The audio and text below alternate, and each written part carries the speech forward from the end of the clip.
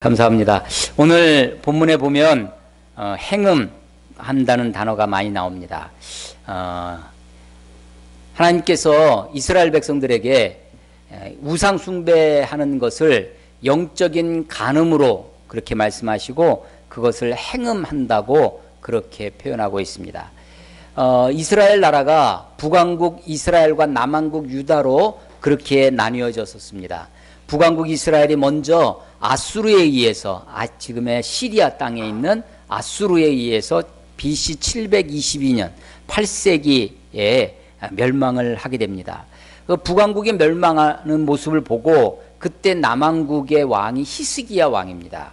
그 히스기야 왕이 바로 자기 위에 있는 나라가 망하는 걸 보니까 굉장히 두렵고 떨리죠. 각성을 합니다. 그래서 나라를 새롭게 하죠. 그래서 히스기야의 개혁이 상당하게 굉장히 강력한 종교개혁, 상당한 아주 강력한 하나님 앞에 돌아오는 일들이 히스기야 왕 때 있었습니다. 그러나 그가 이 히스기야 왕 말년에 가면 그런 그 개혁과 그런 노력을 통해서 나라가 많이 새로워지고 부흥하고 또 강한 그런 나라가 되어졌는데 그 속에 마음에 교만한 마음이 파고들어옵니다. 그 교만 중에 가장 무서운 교만이 뭐냐면 영적인 교만이죠. 하나님 앞에 하나님을 두려워하지 않고 내 힘, 내 능력으로 내가 이만큼 성장하고 이만큼 큰 것이 내 힘, 내 능력, 내 지혜라고 생각하는 것입니다. 히스기야가 병이 들었어요. 병이 들었을 때 그 작은 변방의 나라 바벨론에서 병문안으로 옵니다.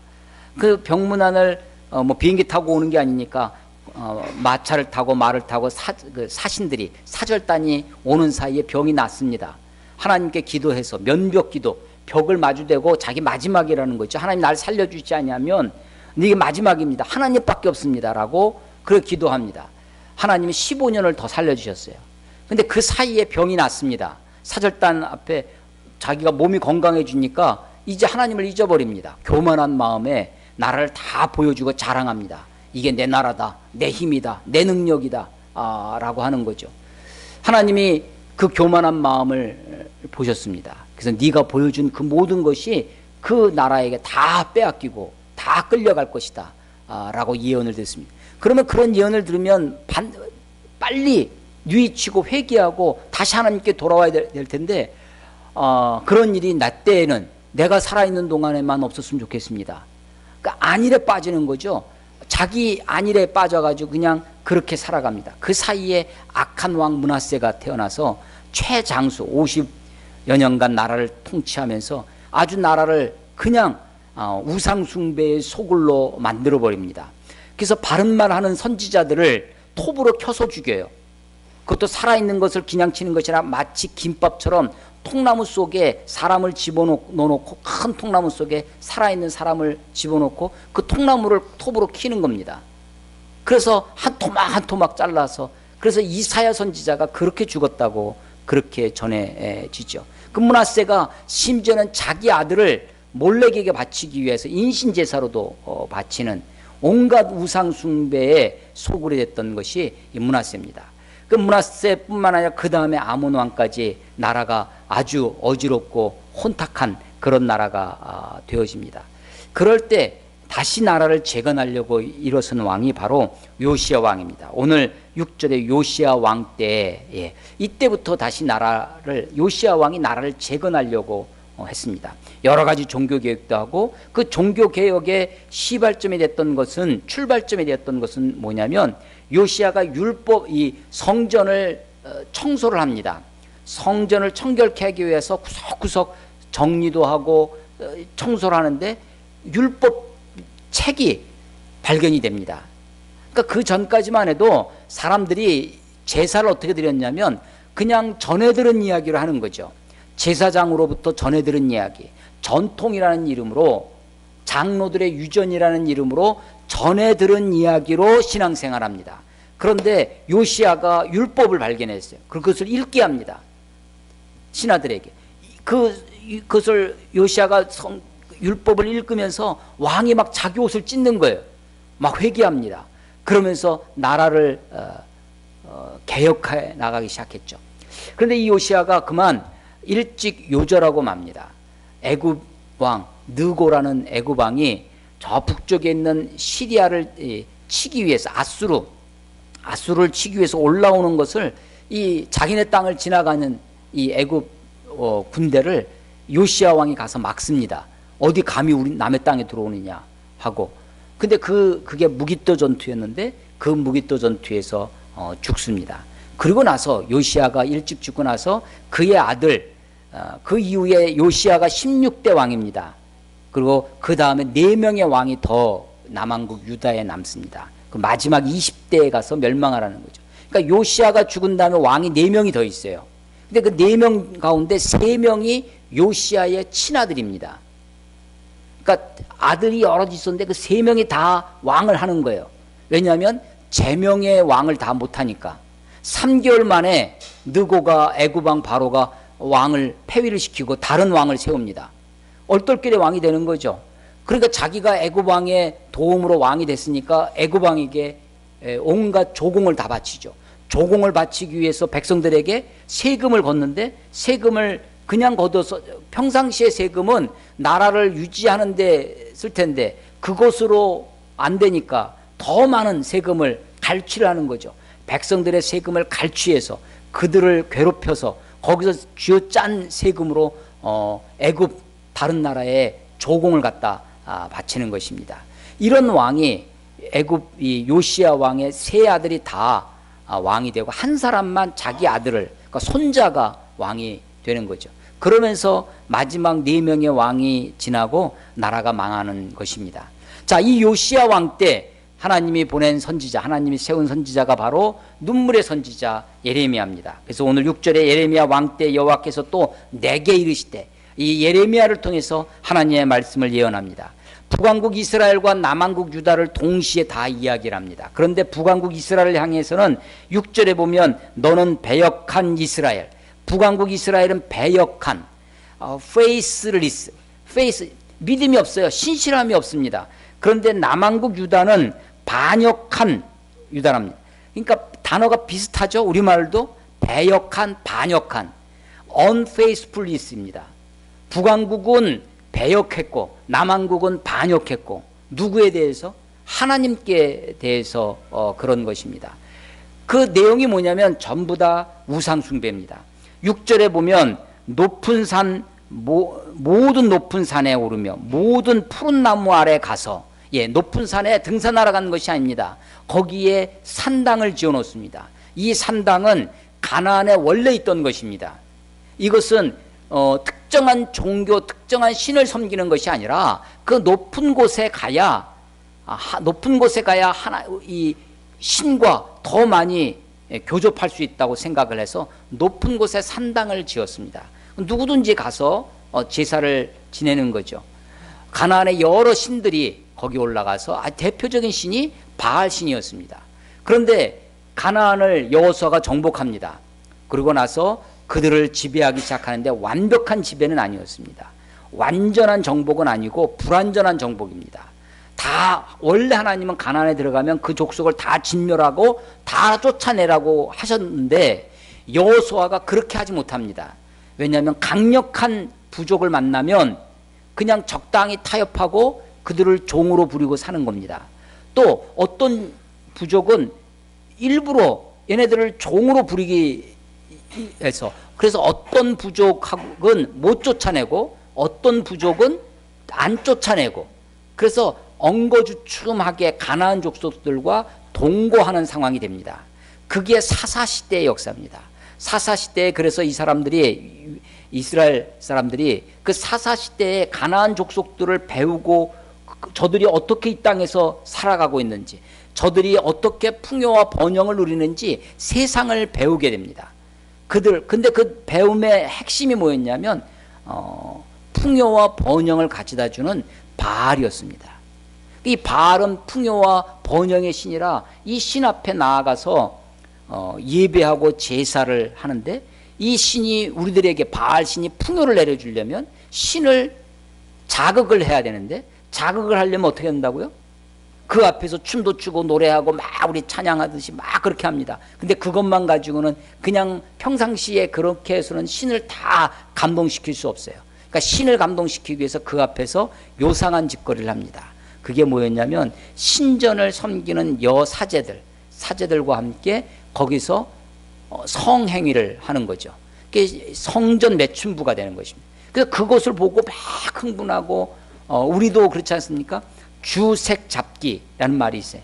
그 술과 색은 붙어 있습니다. 그 잡기가 이게 같이 붙어 있죠. 그래서 그런 그 축제, 바알에게 제사 드리는 것은 그런 것들이 함께 엮어져 있습니다. 음란함과 퇴폐가 그 속에 있는 거죠. 자, 가나안에 처음 정탐했을 때 사사시대를 지나옵니다. 그리고 사울왕, 다윗왕 시대, 다윗이 그 지역을 다 정복합니다. 그리고 솔로몬 때 최전성기를 위해서 가장 넓은 땅을 차지하게 되죠. 솔로몬이 하나님께 제사를 드리는데 아직 성전이 이루어지지 않았습니다. 하나님께 크고 아주 번듯하게 제사를 드리고 싶었습니다. 그래서 가장 큰 산당이 있는 기브온 산당에 가서 제사를 드리는 거죠. 그래서 이 다윗 솔로몬 시대까지 그 위에 솔로몬 이후에 나라가 분열이 되는데 남왕국의 유다 왕 중에 여호사밧 왕이 있습니다. 그때까지만 해도 하나님 앞에 의로운 왕들이 많았습니다. 그래서 산당에서 주로 여호와를 위한 제사, 하나님께 제사를 주로 드렸습니다. 그런데 솔로몬이 뿌려놓은 씨앗이 있는데 이방신입니다. 이방 여자들과 결혼하고 이방신을 예루살렘에서 섬기는 거죠. 같이 여긴 이쪽 산당은 여호와께 제사 드립니다. 이쪽 산당은 바알께 제사를 드리고 이쪽 산당은 아세라를, 굳이 이렇게 나눠놓고 할 게 없어요. 그러니까 한 곳에서 여호와를 드리기도 하고 바알을 드리기도 하고, 근데 가만 보니까 바알이 훨씬 더 재밌는 것 같습니다. 훨씬 더 우리들의 쾌락과 우리들의 인간적인 본성, 우리들의 성공 추구하고 번영을 추구하고 풍요를 누리고 또 쾌락을 추구하는 마음과 딱 맞는 거예요. 그러니까 점점점 그 땅을 지배하는, 그 산당을 지배하는 것이 바알, 이방신을 섬기는, 그 산당뿐만 아니라 굳이 높은 산에 올라가서 거기 산당까지 찾아가서 제사 드릴 것이 아니라 이 척박한 땅에 푸른 나무가 있으면, 좀 멋들어진 나무가 있으면, 큰 나무가 있으면 그 나무 밑에서도 제사를 드립니다. 온갖 제사를 다 드리는 거죠. 그래서 높은 산과 모든 푸른 나무 아래서라고 하는 것은 그들의 극심한 우상숭배를 상징하는 것입니다. 그래서 이 우상숭배의 본질은 뭐냐면 자기 쾌락에 있습니다. 자기 만족에 있습니다. 나를 위하는 마음. 예배의 본질은 하나님을 위한 거죠. 물론 그 하나님을 위하고 하나님께 온전히 예배함으로 우리에게 하나님께서 은혜를 주시는 그런 결과로서 주어지는 것도 있지만, 예배의 본질은 희생입니다. 나를 잡는 거죠. 내가 죽어서 하나님께 예배를 드리는 겁니다. 그런데 내가 죽으면 그것으로 끝나니까 나 대신 양을 죽이는 거죠. 나 대신 곡식을 태우는 것입니다. 기름을 가서 부어요. 제단에서. 그것은 나를 다 쏟아 붓고 싶은데 그렇게 할 수 없으니까 내 온 마음을 주님 앞에 쏟아붓습니다. 하나님 앞에, 여호와 앞에 쏟아붓습니다라는 뜻으로 전제라는 것, 기름을 쏟아붓는 거죠. 나를 잡는 것 대신에 양을 대신 잡는 것입니다. 하나님 앞에 이 제사는 sacrifice입니다. 희생이에요. 제사의 본질은 희생인데, 제사를 통해서 내가 잘되고 내 풍요, 나의 쾌락, 나의 번영을 얻으려고 하는, 그래서 우상숭배의 본질은 전부 다 자기 중심, 자기 본위, 자기 숭상에 있습니다. 그래서 디모데서에 보면 바울이 탐심은 곧 우상숭배라, 탐심 자체가, 이 욕심 자체가 우상숭배라고 이야기를 하는 것이죠. 하나님 아닌 다른 것을, 하나님보다 더 섬기는 것을, 그것을 우상숭배라고 하고, 그것을 곧 영적인 간음, 행음하는 것이다 라고 말씀하십니다. 그래서 이 북왕국 이스라엘이 멸망한 것이 바로 그 행음함 때문에, 영적인 간음 때문에, 우상 숭배 때문에, 그 모든 높은 산 푸른 나무마다 찾아다니면서 그 우상 숭배하는 것을 하나님이 징계하셨죠.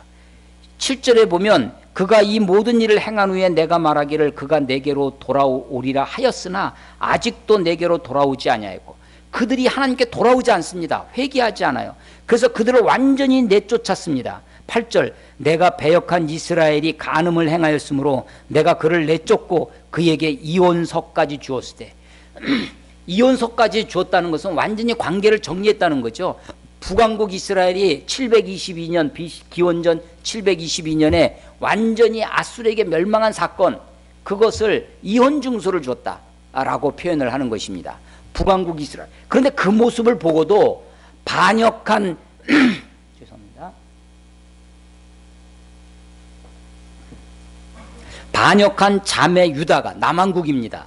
반역한 자매 유다가 두려워하지 않고 자기도 행음을 했다고 말합니다. 8절에 보면 그의 반역한 자매 유다가 두려워하지 아니하고 자기도 가서 행음함을 내가 보았노라. 그가 돌과 나무와 더불어 행음함을 가볍게 여기고 행음하여 이 땅을 더럽혔거늘 이 모든 일에 있어도 그의 반역한 자매 유다가 진심으로 내게 돌아오지 아니하고 거짓으로 할 뿐이니라. 남왕국 유다는요, 돌아오는 척 했었습니다. 아니, 잠시 돌아온 적이 있었습니다. 히스기야 왕 때, 요시야 왕 때. 그런데 그들이 그래서 왕이 주도적으로 개혁할 때 그것이 조금 개혁이 되었지만 백성들의 마음은 바알로 물들어 있습니다. 자기 숭배로, 자기의 번영과 풍요와 자기를 추구하는 그 욕심으로 가득 차 있어서 금세 회개합니다. 금세 돌아갑니다. 예, 한국교회의 여러 가지 문제들에 대해서 지적합니다. 물론 그 문제의 핵심은 목회자들에게 있죠. 지도자들에게 있습니다.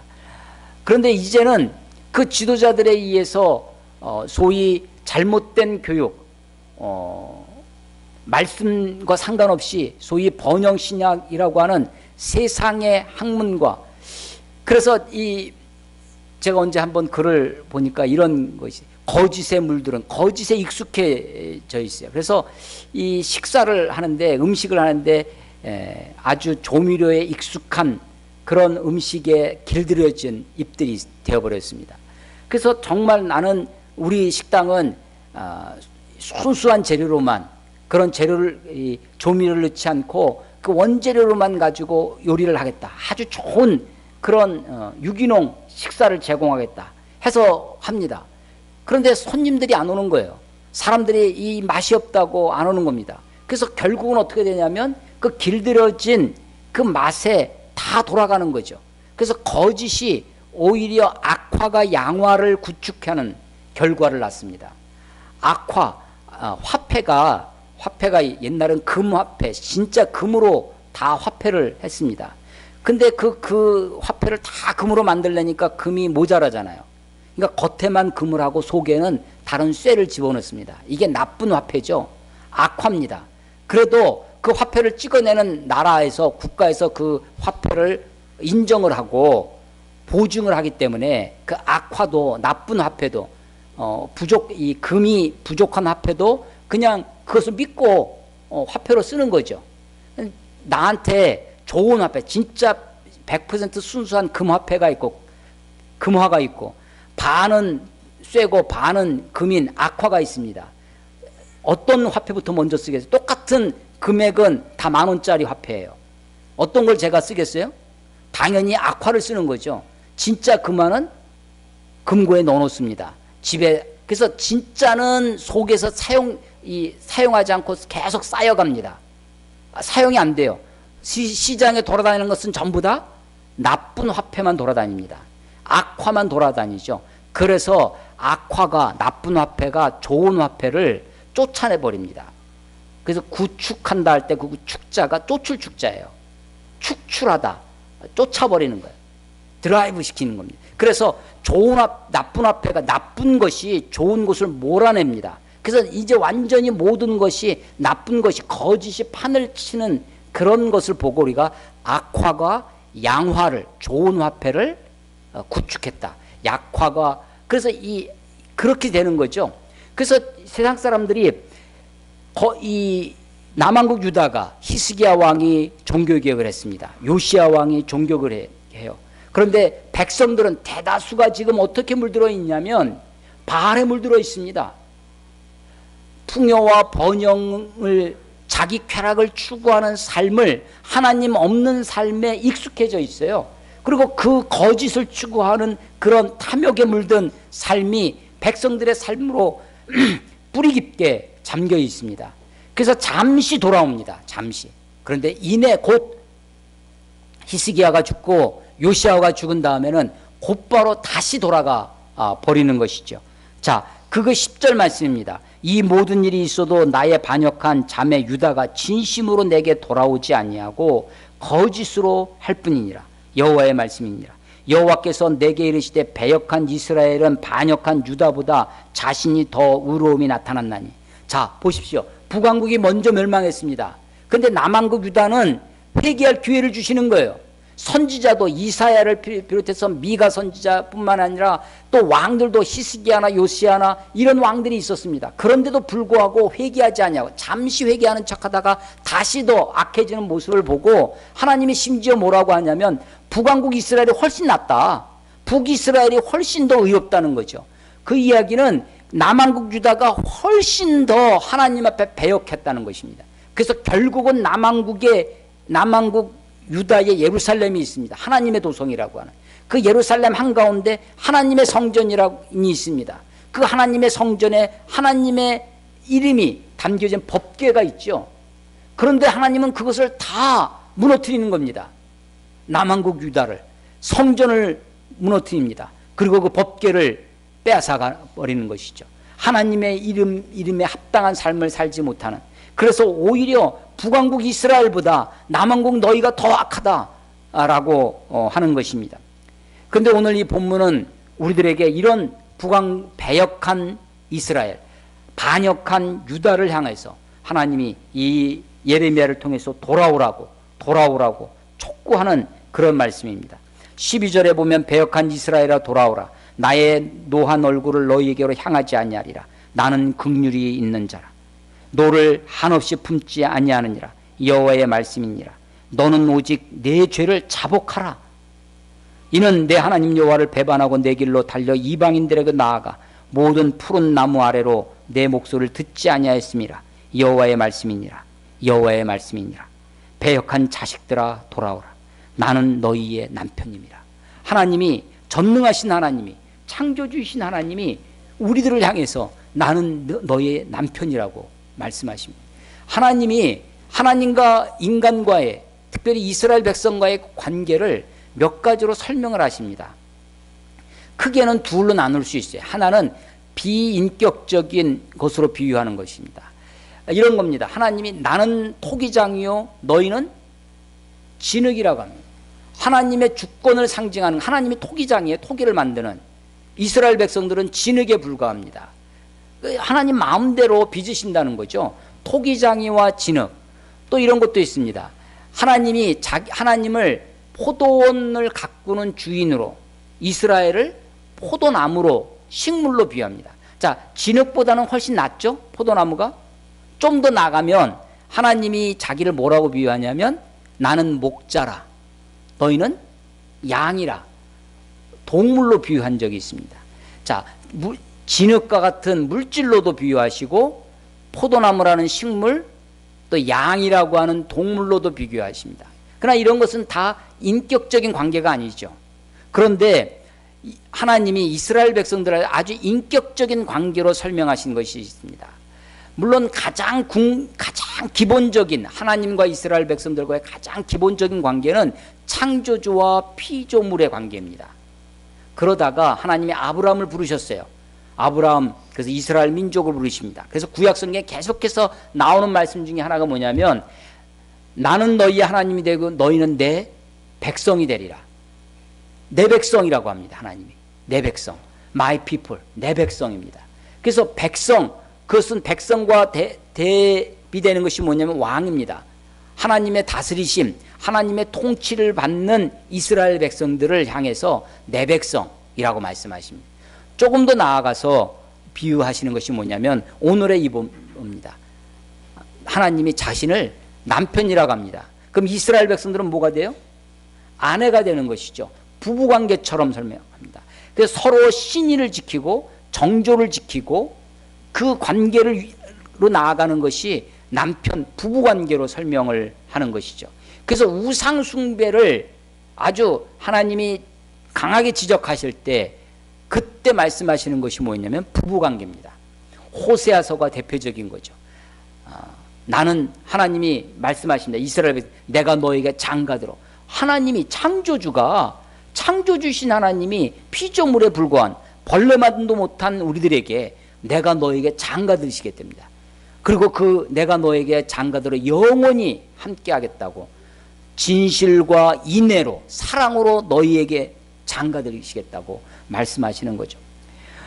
마지막으로 신약시대에 하나님이 우리들과의 관계에 아주 결정적인 관계를 하나 설명하시는데 그게 아버지와 자녀 관계입니다. 이것은 물론 구약시대에도 하나님이 고아의 아버지라고 표현하신 것도 있지만 이 아버지, 하나님을 아버지로 소개해 주는 것은 그 결정적인 것이 예수님이십니다. 예수님은 내 아버지, 하나님을 아버지라고 부르셨을 뿐만 아니라 주기도문에 가르쳐 주실 때도 하늘에 계신 우리 아버지요, 하나님을 아버지로 부르게 합니다. 요한복음 1장 12절에 보면 영접하는 자, 예수님을 영접해요. 영접한다는 것은 무슨 말이냐면 영접하는 자, 곧 그 이름을 믿는 자들에게는, 예수님의 이름을 믿는 자들에게는 하나님의 자녀가 되는 권세를 주셨으니 하나님의 자녀가 되는 것입니다. 그래서 하나님을 아버지로, 우리를 그의 자녀로, 그렇게, 그래서 부자지간이 되는 것입니다. 아버지와 자녀의 관계, 이 부자지간은 혈연으로 되는 것이죠. 남편 부부관계는 사랑으로 되는 것입니다. 그것은 신이 서로 계약으로 되는 것입니다. 그래서 끊어지면 아무것도 아니에요. 무천입니다. 근데 하나 되면 무천이에요. 아무 꺼리낌이 없어요. 서로 구별이 없는 하나됨. 근데 나뉘어지면 아무것도 아닌 것이 부부관계입니다. 근데 이것보다 더 강력한 것이 부자지간이죠. 아버지와 자녀, 이건 혈연관계입니다. 끊을 수 없는 관계죠. 하나님이 창조주이신 그분이 이스라엘 백성들하고 그 관계를 지금 나는 내 남편이다 라고 설명하시면서 너희와 나 사이에 신의와 정절을 지켜야 될 것이 아니냐라고 강조하는 것입니다. 그러면서 돌아오라고, 자복하라고, 너희 자신을 자복하라고 그렇게 촉구하시는 것이 오늘 본문입니다. 여러분, 성경을 읽다 보면 하나님이 무엇인가 이스라엘 백성들에게 설득하려고 하실 때 그때 쓰는 하나님의 설득법, 요즘 설득의 심리학이라고 하는 책을 읽고 있는데요. 설득, 하나님은 어떻게 우리에게 설득하시나? 하나님이요, 무엇인가 우리들에게 설득하고 우리들에게 설명하고 우리들에게 무엇인가 촉구할 때 하나님의 어법이 있습니다. 하나님, 그건 뭐냐면 하나님이 자기를 소개합니다. 저는 이것을 하나님의 자기소개라고 하는데 하나님이 자기 자신을 소개하는 거예요. 자기 자신을. 이게요, 우리가 다 하나님을 믿죠. 만약에 100사람이 모이면 100사람이 하나님을 그려낼 수가 있습니다. 왜냐하면 자기가 믿는 하나님, 자기가 생각하는 하나님, man-made God, 사람이 만든 하나님이 있어요. 자기 각자 하나님은 이런 분이다 라고 생각하는 것이죠. 그런데 참신앙은 그런 것이 아닙니다. 내가 그리는 하나님, 내가 생각하는 하나님이 아니라, 내가 본 하나님이 아니라 하나님이 보여주시는 하나님, 하나님이 우리들에게 가르쳐 주시는 하나님. 우리가 성경에 주목해야 되는 이유는 어디 있습니까? 성경에서 하나님이 어떻게 하나님 자신을 보여주시는가, 이게 중요한 것이죠.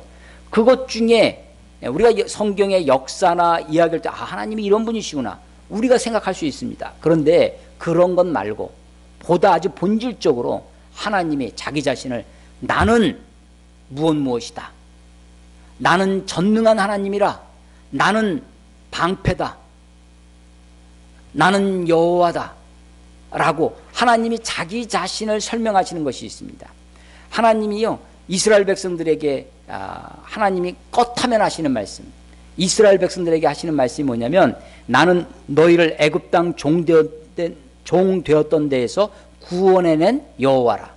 나는 너희를 애굽 땅 종되었던 데서 너희를 구원해낸 여호와라.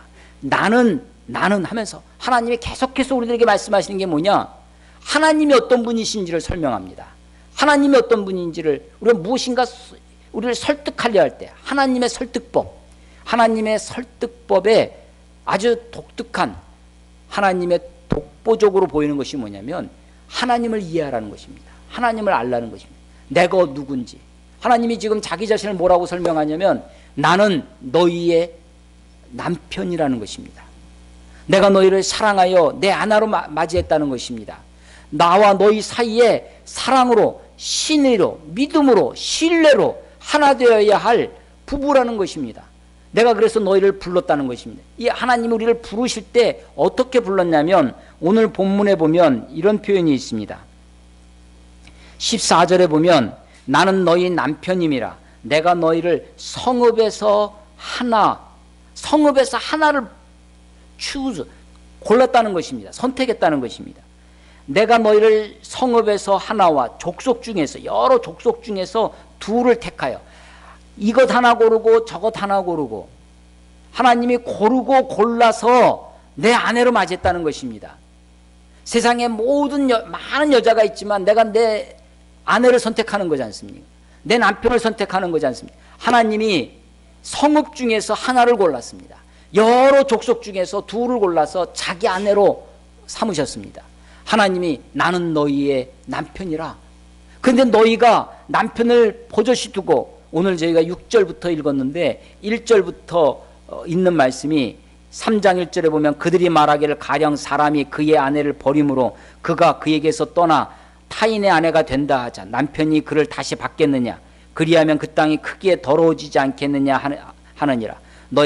내가 많은 무리와 행음하고서도 내게로 돌아오려느냐?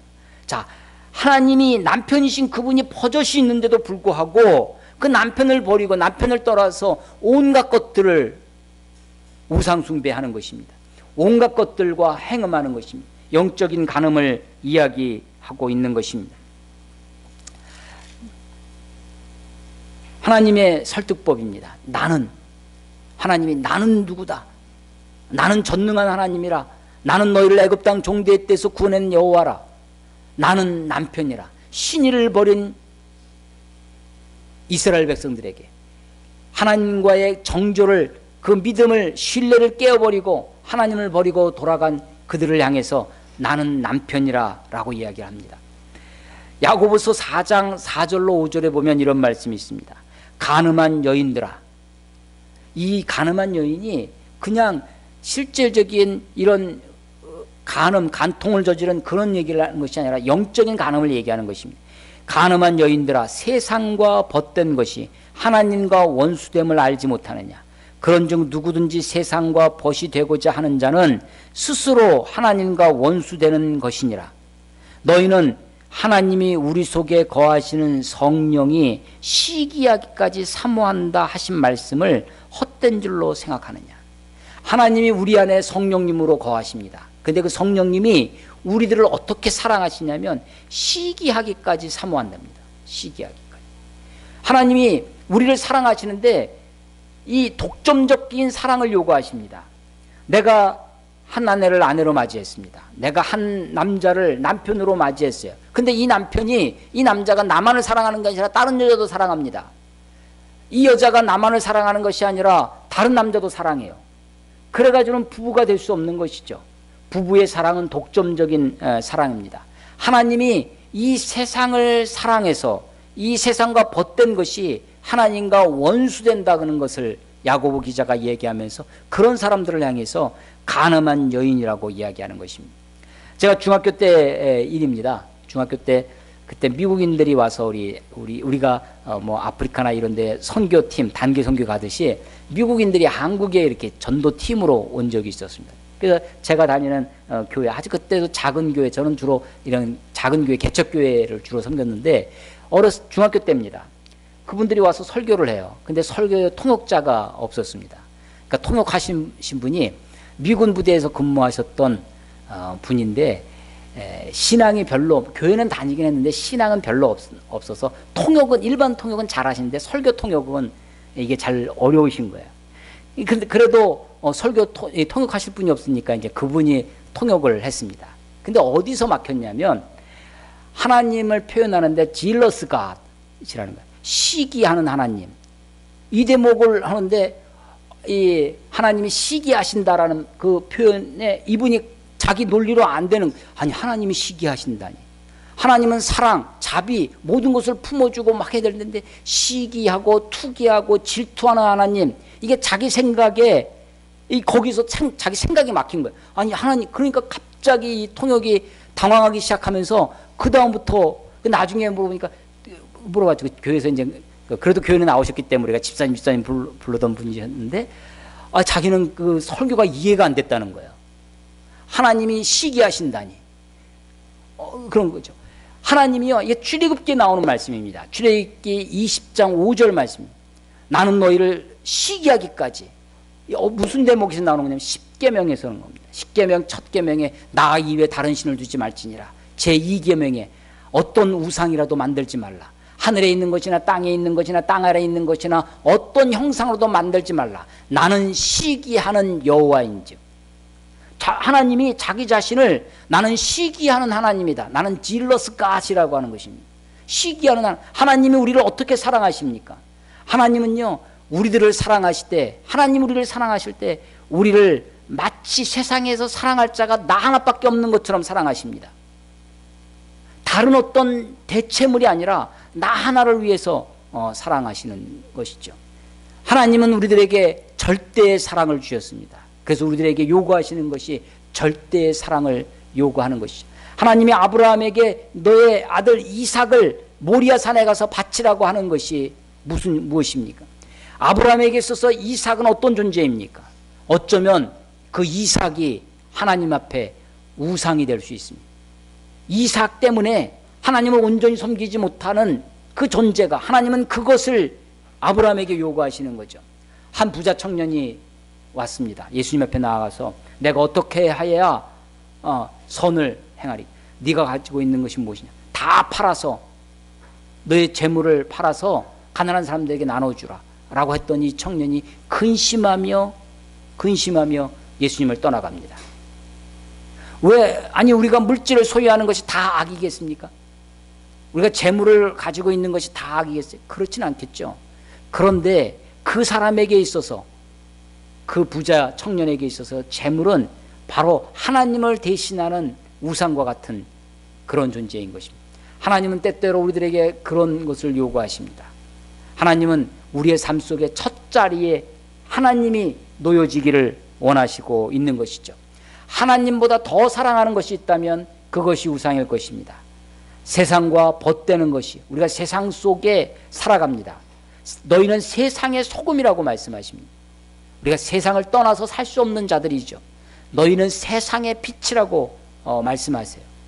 그런 주님이 세상과 벗되는 것은 원수가 되는 것이, 하나님과 원수가 되는 것이라고 말씀하십니다. 우리가 세상 가운데 있어야 됩니다. 그런데 마치 그것은 배가 바다에 떠 있는 것과 같습니다.